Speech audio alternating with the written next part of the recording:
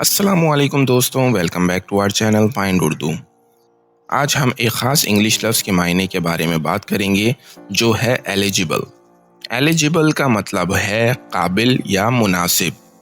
یہ لفظ کسی شخص کو کسی خاص مقصد یا فائدے کے لیے منسلک یا قابل سمجھا جانا ہوتا ہے۔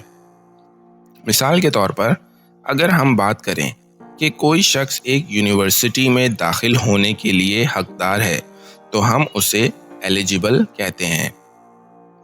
To be eligible for the scholarship, students must maintain a certain GPA۔